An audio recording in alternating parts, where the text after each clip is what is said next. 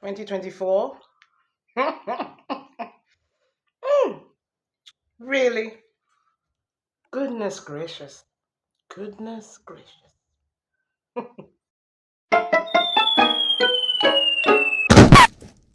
A very big hello to you. This is once again another first YouTube video, and it's my first time of actually being in camera in about 5 or 6 years. I tried this last time and I got tired. I had things to do and there was a death in the family, so I stopped. Now I'm back and I talk about anything or everything, whatever. You take your pick. So last week I had this recorded and I had no voice to record it, so now I had to start all over again and I'm back. So we had the Grammy nominations and ooh, loo, loo, loo, loo. Nigeria did well once again, and some African countries are not very happy about this, but I don't understand why they're not happy. But I also can understand. I mean, I do validate that it's not fun when you see your country people also make efforts. I believe they made efforts, but it didn't quite hit. But you should also be understanding and do admit that Nigerian Afrobeats have really reached the peak. They have really done some amazing things in the Afrobeat genre. Not to mention that they actually did bring it about. So they simply worked on what they had and made it a global success. You have to admit that in itself is a fact. It's not something that you're not sure of. It's a fact. This is what they've done with it. And we have other amazing countries too. We have Ghana doing amazing things. We have South Africa with Amapiano. Let's not get started with Nigeria and South Africa, beg. I'm tired of you people. But it is what it is. Africans have done amazing things in music and Nigeria, particularly in Afrobeat. So it's not something that you have to come burn people online with. And where did we hit? Look, Tyler won with Water. And some people don't understand why she won with Water. The song was a good song. And I'm now hearing that she has released a new album, which I was unaware of. But the point is, they're all doing great in music, even though Tyler was not nominated this year. So, good luck to all Nigerian nominees. You guys should stop burning each other online. Just work harder and do better. Ghana, I'm looking at you. And Pachel, my mother is Ghanaian. Please stop. Stop. You're doing well. Just do better. Thank you.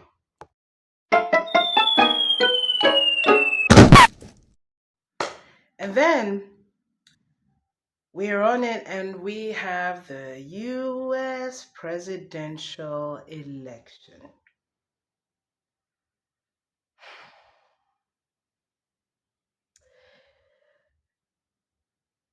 DJT wins, and congratulations to him, and good luck to the United States.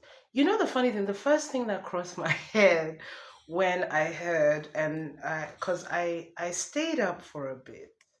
And then I thought, "Ah, why am I up? I'm going to sleep now because my head is aching. I actually have some work to do in the morning." And when I saw the result, the first thing that crossed my mind was like, well, I ain't jackpotting anytime soon. That's actually what I thought. And then I was like, oh well, let's see. Let's see, because the US is an influential country, whether we like to admit it or not. So we'll like to know how the course of things goes since DJT has taken office. And we'll see how it goes. I mean, there's nothing we can do now but observe. That's it. Um, it's not my country, so it's just to observe. That's it. There's nothing else we can do. I mean, we in Nigeria are going through it, so at this point we just have to observe and do our best. Like everyone is, we are exhausted. We're trying, and we're literally trying to survive at this point. So it we just have to, when you're sitting down on a bench and you're so frustrated, but there's nothing you can do about it. You can't get up and scream because people will think there's something wrong with you. You can't just be angry at everyone because what's the point? And why would you be projecting your anger on someone else? Yeah, a lot of stuff. It's just to shut up and sit down and observe and pray if you believe in a higher power. I'm a Christian, so I will pray and I will observe. And I will try to get myself and my kids fed every day. So that's what we're going to be doing for the next 4 years. And I'm sure the good people of the United States know what to do. It will come to them, they will get through it, and let's see. What everyone wants is just a country they can be stable in, to make a decent living, and to be able to retire well and to leave something behind for families, for future generations. That's what anyone, just to live decently, really. So we'll just be hoping for that in the future. That's all we hope for. And then there was the great Miss Nigeria, who is representing us in the Miss Universe competition 2024. So far, so good. But the thing is, she was born in South Africa. And as at this moment, she has had her South African ID taken away from her. What happened, you might ask? Well, well, Now wow, my brother. Ah, my brother, now wow for you. Now wow for you, eh? so the lady was in the competition, got to went through everything else as a South African, as she was born there, and that's all the life she had known for 23 years. And she participated. And she's gone in. I mean, they registered her and she participated. And she went all the way till the final stages. And now her name comes out. I mean, her name had always come out. I can't imagine they would not have known her name. She comes out. She's never hidden her name. She mentioned her name. She mentioned where she is, where she had lived for 23 years, which that is what she would always mention because that's all she knows. And then it becomes a controversy because they're like, oh, that's not a South African name. So she is not qualified to represent us. And then there's a petition. And then there's bullying online. And then there's a suspicion that her mother may have stolen identity. And I believe that if that is the case, and if they're tracing it that long ago, this must have been years before Chidinma was born. And even if she was born, she would have been too young to know that anything happened. So they bully her. Now, here is my argument.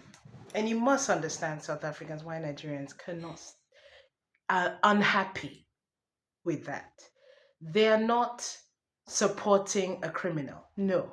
What they are doing is, you say your law has been broken. Yes, as a lawyer, I'm well aware if law is being broken, then action should be taken. But two, we are talking about a mother. This is not Chidima, but her mother, who is the person who has stolen this identity, if I understand that correctly. Now, if it's her mother that has stolen this identity, Chidima would have been too young to know that probably the bombshell has dropped on her the same time it has dropped on y'all. So, if that is the case, then she is merely an innocent family member in the situation. You are saying that because of that, Chidima has benefited from someone who would have been in the competition had that not happened. Now, we don't know. It's been over 23 years now. She didn't even know that she was benefiting. I'm sure if she knew, I don't think that she would have gone through any of it. But if that is the case, you've asked her to leave the competition. And to be honest, she's done the right thing and she left the competition. Now, Nigerians have clearly seen her name, and that is our name, no doubt. And it's no doubt that her father is Nigerian. In this country, in Nigeria, if your father is a Nigerian, you are a Nigerian. That is the law. I am a Nigerian. My mother is a Ghanaian, and my father is a Nigerian, and I have Nigerian identity. That's how it works. That's how it works. If it doesn't work like that in your country, she left. Nigeria was very happy to do the investigation and welcome her with open arms. And they know that she loves to participate in beauty pageants. I think it's been traced, they've investigated that she's been participating. She loves these kind of things. She was born to do that kind of thing, and she's a very pretty girl. So she went into the Nigerian competition and she won it. Well, sadly, you guys were the cause of her winning anyway because you made so much noise about her. Now we had to go investigate. I didn't even know who she was in the first place. Now I had to go find out. And now I was like, oh, that's so sad. And she looks beautiful. I think she's well qualified to win this thing. And here you go. You made a Nigerian winner. And now she's on the world stage. The proper world stage now. You're competing with more people. There will be beautiful girls there. And you're also competing with Miss South Africa, the winner, the eventual winner of the South African competition. And sadly, I'm now hearing, I don't know, I'm outside the loop. I wasn't feeling well. I'm now hearing that she's left the competition. And my apologies, and I'm asking that she gets better. Chidinma is still in it. We hope her to win.